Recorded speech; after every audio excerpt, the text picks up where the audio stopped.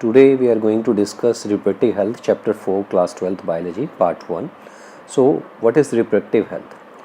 Reproductive health simply refers to healthy reproductive organs with normal functioning, and WHO has also said this only, that reproductive health means a total well-being in all aspects of reproduction, that is physical, emotional, behavior and social.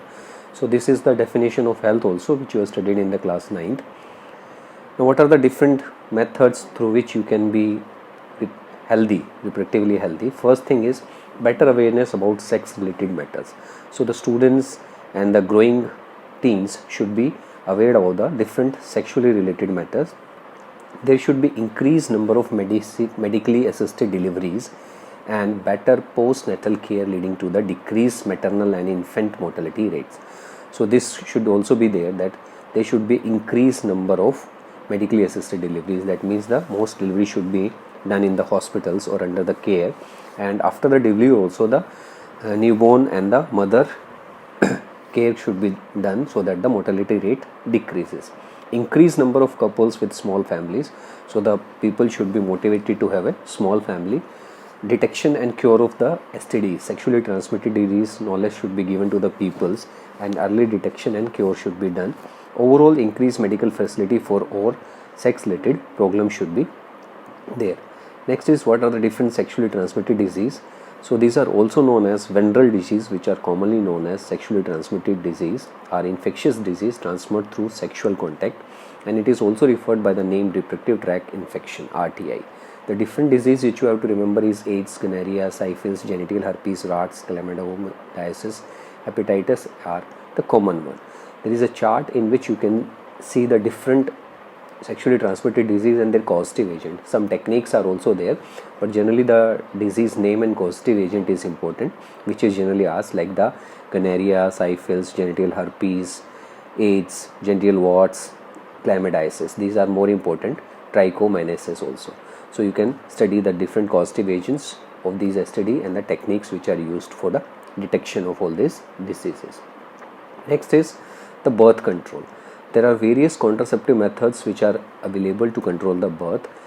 Which are you going to study are the natural methods, barrier methods, intrauterine devices, oral contraceptives, injecting hormones and surgical methods.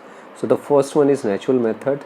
In this you can say periodic abstinence can be used. In this method, couples avoid coitus from the day 10 to 17 of the menstrual cycle, when the ovulation could be expected, and this period is also called the fertile period, where you can delay.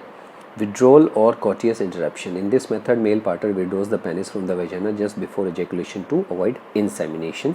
And third one is lactational amenorrhea. In this, up to the 6 months after the birth of child, when the intense lactation is going on, there are very low chances of pregnancy. So this method, this period is also considered as the natural method of birth control. Next is the barrier method.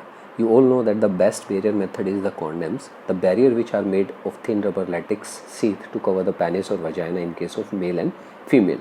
The different condoms name you must be knowing.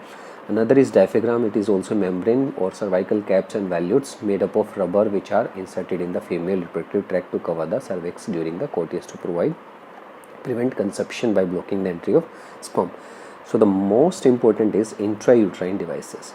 So the function, how it functions, you have to remember this.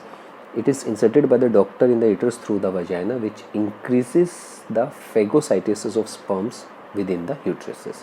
So this is how it is not allowing the fertilization or pregnancy. There are different available in the market, like copper T, copper 7, multi-load 375, hormone releasing IUD such as LNG20 and Progestin. These are the hormone releasing too, LNG20 and Progestin. So these are the different intrauterine devices. Next is the oral contraceptive pills are also taken. You must have heard the name of Saheli. How it is working? It is generally taken for 21 days from the 5th day of menstruation cycle. There is a gap of 7 days, and every month it is repeated.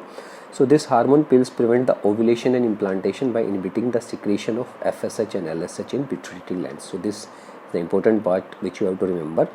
Other things are surgical methods, that is vasectomy and tubectomy. Vasectomy in case of males and tubectomy in case of females. You can see the sterilization process in male is called vesicectomy. In this you can see from this process of small part of the vasa deferens is removed or tied up through a small incision on the scrotum. scrotum के ऊपर जो आपका vasa deferens होती है उसको small incision या cut के through अलग कर देते हैं. ट्यूबिक्यूटमी के अंदर जो है एक सर्जिकल